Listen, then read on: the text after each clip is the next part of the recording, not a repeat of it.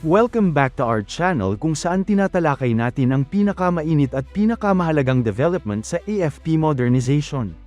Sa episode na ito, tatalakayin natin ang dalawang magkakaugnay na development sa seguridad ng Pilipinas. Una, ang bagong Japanese anti-ship cruise missile na posibleng maging game changer para sa ground-based coastal defense ng bansa. At pangalawa, ang muling pag-igting ng presensya ng Chinese warships at maritime militia sa paligid ng Bajo de Masinloc sa West Philippine Sea. Magkaibang balita man ito sa unang tingin, pero kapag pinagsama natin, malinaw ang mas malaking larawan, tumitindi ang pangangailangan ng Pilipinas para sa mas modern, survivable, at credible deterrence laban sa mas malakas at mas agresibong puwersang pandagat ng China.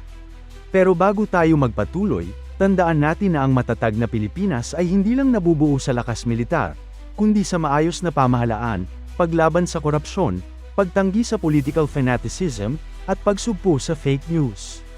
Mahalaga yan para sa tunay na seguridad at katatagan ng bansa. Unahin natin ang unang issue, ang bagong Japanese anti-ship missile na kamakailan ay ibinunyag at tinalakay ng international defense analysts. Ayon sa ulat, ang Japan ay kasalukuyang nagde-develop ng isang advanced anti-ship cruise missile na may kakayahang magsagawa ng tinatawag na barrel roll maneuver habang papalapit sa target. Ibig sabihin, hindi lang ito simpleng missile na diretso ang lipad papunta sa barko. Sa halip, may kakayahan itong magsagawa ng matinding evasive maneuvers sa huling yugto ng flight upang makaiwas sa air defense systems ng kalaban. Bakit ito mahalaga? Dahil ang modernong Chinese warships, lalo na ang PLA Navy destroyers at frigates, ay heavily defended.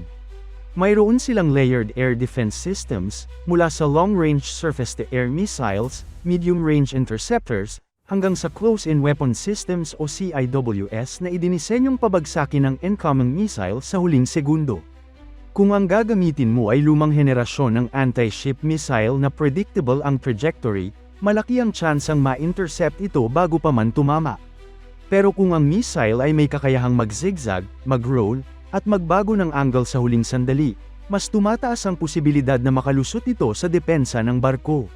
Dito pumapasok ang potensyal na halaga ng bagong Japanese missile, lalo na kung iisipin natin ang sitwasyon ng Pilipinas. Sa kasalukuyan, ang Philippine Army at Philippine Marine Corps ay nagsisimula palang mag-establish ng credible ground-based anti-ship missile system o GBASM. Mayroon na tayong BrahMos, na isang napakalakas at supersonic missile. Ngunit sa modern warfare, hindi sapat na isa lang ang klase ng sandata. Kailangan ng layered at diversified capability. Ang bagong Japanese missile, kapag naging available sa export market, ay posibleng magsilbing complementary system sa BrahMos. Kung ang BrahMos ay nakatuon sa speed at kinetic impact, ang Japanese missile naman ay nakatuon sa survivability at penetration laban sa advanced defenses. Isa pang mahalagang aspeto ay ang policy shift ng Japan pagdating sa defense exports. Sa loob ng maraming dekada, mahigpit ang Japan sa pag-export ng armas. Pero dahil sa lumalalang security environment sa Indo-Pacific, unti-unti nang binubuksan ng Tokyo ang pinto para sa defense cooperation at arms export sa mga like-minded countries. At malinaw na kabilang dito ang Pilipinas. Kung sakaling tuluyang ma-lift o ma-relax ang export restrictions ng Japan pagdating sa missile systems, posibleng magkaroon ng access ang Pilipinas sa high-end Japanese defense technology na historically ay reserved lang para sa Japan Self-Defense Forces. At ngayon, iugnay natin ito sa ikalawang balita, ang aktwal na sitwasyon sa West Philippine Sea, partikular sa Bajo de Masinloc. Kamakailan lamang, nagsagawa ang Philippine Coast Guard ng isang routine maritime domain awareness flight sa paligid ng Bajo de Masinloc, na malinaw na nasa loob ng exclusive economic zone ng Pilipinas. Hindi ito military provocation. Isa itong normal at legal na operasyon para ma-monitor ang maritime environment at protektahan ang ating soberanya. Ngunit sa flight na ito, namataan ng PCG aircraft ang hindi autorisadong presensya ng maraming Chinese maritime forces. Una, may dalawang China Coast Guard vessels. Isa sa mga ito ay nasa humigit kumulang 84.6 nautical miles mula sa Capones Island, at ang isa naman ay halos dikit na sa Bajo de Masinloc, nasa loob lamang ng 7.8 nautical miles. Ibig sabihin, very close presence na ito. Bukod pa rito, may dalawang PLA Navy warships na namataan sa timog silangan ng Bajo de Masinloc, na may hull numbers 553 at 900. Hindi ito Coast Guard ha, ito ay regular naval warships ng People's Liberation Army Navy. At para mas kumpleto ang picture, may 5 vessels pa na pinaniniwala ang bahagi ng Chinese Maritime Militia, na nasa loob ng 6 hanggang 12 nautical miles mula sa Bajo de Masinloc. Ito ang tinatawag na gray zone operations. Hindi sila outright na umaatake, pero patuloy silang nariyan para iparamdam ang presensya, mang-intimidate, at enormalize ang illegal occupation.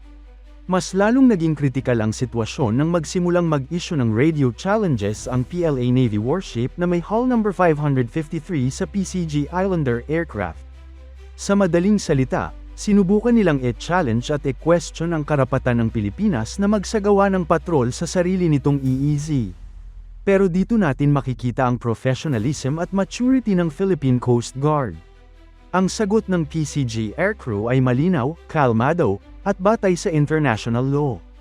Ipinaalala nila na ang MDA flight ay alinsunod sa UNCLOS, sa 2016 Arbitral Award, at sa Philippine Maritime Zones Act. Lahat ng ito ay nagpapatunay na may legal at sovereign right ang Pilipinas na magsagawa ng ganitong operasyon sa West Philippine Sea.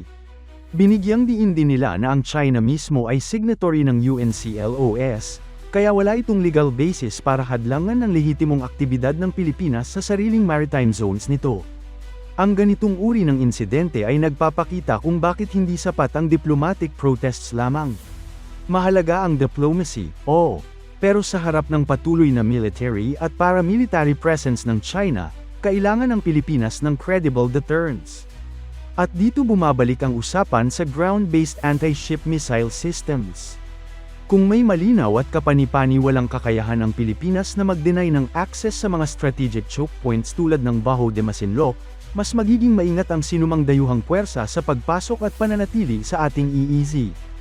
Hindi ibig sabihin nito na naghahanda tayo para sa gyera.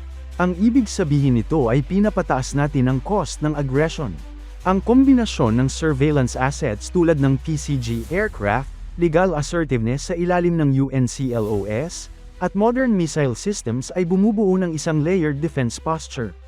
At kung sakaling sa hinaharap ay magkaroon ng Pilipinas ng access sa advanced Japanese anti-ship missiles na kayang makalusot sa heavily defended Chinese warships, malinaw na tataas ang strategic calculus sa West Philippine Sea. Hindi na basta-basta maaaring baliwalain ang coastal defenses ng Pilipinas. Sa huli, ang mensahe ng dalawang balitang ito ay malinaw, habang patuloy ang China sa pagpapakita ng puwersa sa Bajo de Masinloc at iba pang bahagi ng West Philippine Sea, kailangang sumabay ng Pilipinas sa pagpapalakas ng kakayahan nito, hindi para manakop, kundi para ipagtanggol ang sarili.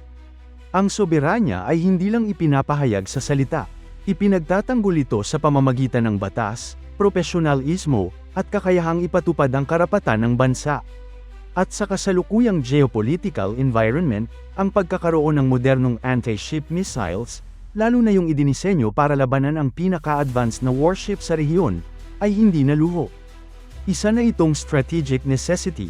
Sa susunod na mga taon, makikita natin kung paano mag-e-evolve ang defense posture ng Pilipinas, at kung paano makakatulong ang mga bagong teknolohiya at bagong partnerships para masigurong hindi tayo uurong kahit 1 pulgada sa ating sariling karagatan. Ito ang tunay na laban sa West Philippine Sea, hindi lang sa dagat, kundi sa kakayahang ipaglaban ang karapatan ng sambayanang Pilipino.